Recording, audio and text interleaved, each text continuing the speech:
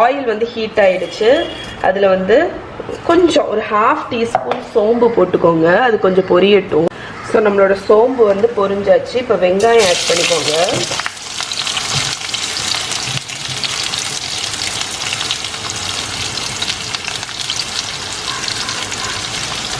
Slice பண்ணி வச்சுருக்கிற onion அதை ஆட் பண்ணி ஒரு 2 மினிட்ஸ் வதக்கி விடுவோம்.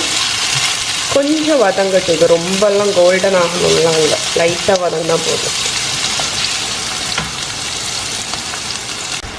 நம்மளோட வெங்காயம் வதங்கிட்டு இருக்கும்போதே 1 ஸ்பூன் இஞ்சி பூண்டு பேஸ்ட்டு, அதுக்கப்புறம் தக்காளி,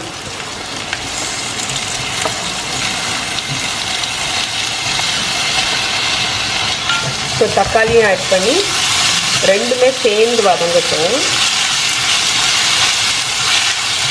நான் யூஸ்வலாக வந்து கேபேஜ் பொரியல், முட்டைக்கோஸ் பொரியல்னு தனியாக இந்த வெங்காயம்லாம் போடாமல் பண்ணுவேன். பட் இன்றைக்கி வந்து ரசத்துக்கு வந்து இது ரொம்ப நல்லாயிருக்கும். ஆக்சுவலி இந்த முட்டைக்கோஸும் உருளைக்கிழங்கு இந்த மாதிரி பண்ணுறது வந்து ரசத்துக்கு ரொம்ப நல்லாயிருக்கும். ஒரு திக்கான ஒரு வறுவல் வதக்கல் மாதிரி இருக்கும். மூடி போட்டு 2 மினிட்ஸ் குக் பண்ணிடலாம். ஓகே, இப்போ ஒரு 2 மினிட்ஸ் நல்லா வதக்கி விட்டாச்சு. தக்காளியும் வந்து 2 நிமிஷத்தில் நல்லா வதங்கிடும்னு வைங்களேன், ரொம்பலாம் ஆகாது டைம். இப்போ வந்து கொஞ்சமாக மஞ்சள் பொடி போட்டுக்கலாம்.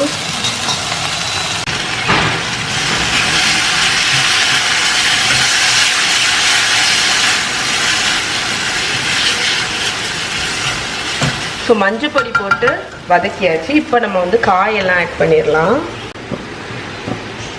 இப்போ நான் வந்து கட் பண்ணி வச்சுருக்கிற கேபேஜ், ஸோ நல்லா வாஷ் பண்ணிவிட்டு இந்த நீளமாக கட் பண்ணி வச்சுருக்கேன். அந்த கேபேஜும் உருளைக்கிழங்கு இது வந்து ஆக்சுவலி பேபி பொட்டேட்டோ, அதை தோல் உரித்து ஹாஃபாக கட் பண்ணி வச்சுருக்கேன். அதையும் ஆட் பண்ணிடுங்க. இப்போ இந்த கறிக்கு தேவையான அளவு உப்பு,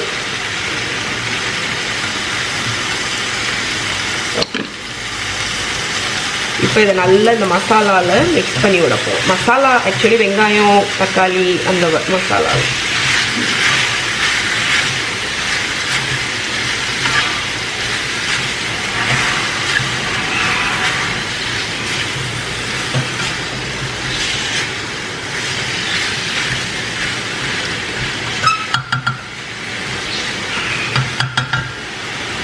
கொஞ்சம் கேபேஜ் வந்து கொஞ்சம் வதங்கணும், அதனால மூடி போட்டு கொஞ்சம் ஒரு 5 மினிட்ஸ் வதங்கட்டும். ஸோ இப்போ ஒரு லிட்டு போட்டு மூடிட்டு எவ்வளோ நேரம், ஒரு 5 நிமிஷம் குக் பண்ணியிருப்பேன். 5 நிமிஷத்தில் பார்த்தீங்கன்னா நம்மளோட கேபேஜ் வந்து கொஞ்சம் நல்லா சுருங்க ஆரம்பிச்சிருச்சு. யூஸ்வலாக கேபேஜ் வந்து இதாகும்ல. ஸோ இந்த டைமில் நீங்கள் வேணும்னா இது ரொம்ப ட்ரையாக இருக்குதுன்னு ஃபீல் பண்ணுறீங்க அப்படின்னா தண்ணி ஊற்றிக்கலாம். பட் மூடி போட்டு குக் பண்ணுறதுனால எனக்கு தெரிஞ்சு நம்ம தண்ணி விட வேண்டிய அவசியம் இல்லை. மூடி போட்டு லோவஸ்ட் ஃப்ளேமில் ஒரு எக்ஸ்ட்ரா ஒரு 10 மினிட்ஸ் அந்த உருளைக்கிழங்கு வந்து வேகணும், அதுதான் கணக்கு. ஸோ இப்போ வந்து ஒரு 10 மினிட்ஸ் ஆகிருக்கும். நம்மளோட உருளைக்கிழங்கு வெந்திருக்கும், கண்டிப்பாக வெந்திருக்கும். இப்போ மசாலா பொடியெல்லாம் ஆட் பண்ணிடலாம்.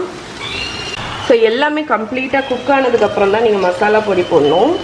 காஷ்மீரி சில்லி பவுடர், அதனால் வந்து குழந்தைங்களும் சாப்பிடுவாங்க, அவ்வளோ காரம் இருக்காது. அதுக்கப்புறம் கரம் மசாலா பவுடர். இந்த ரெண்டும் தான் எனக்கு இந்த பொரியல் அந்த மாதிரி ஐட்டம். யூஸ்வலாக கரம் மசாலா கூட போட மாட்டேன். பட் இன்றைக்கி வந்து வெங்காயம், தக்காளி எல்லாம் யூஸ் பண்ணியிருக்கிறதுனால கரம் மசாலா போட்டால் கொஞ்சம் நல்லாயிருக்கும்.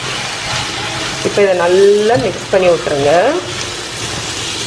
மிக்ஸ் பண்ணிட்டீங்கன்னா நம்மளோட முட்டைக்கோஸ் உருளைக்கிழங்கு வறுவல் ரெடி. இதை நல்லா மிக்ஸ் பண்ணிவிட்டு ஒரு 1 மினிட் அடுப்புலேயே இருக்கட்டும், அந்த பச்சை ஸ்மெல் போகிறதுக்கு. ஓகே ஃப்ரெண்ட்ஸ், இங்கே பாருங்கள், நம்மளோட கேபேஜ் பொட்டேட்டோ கறி ரெடி.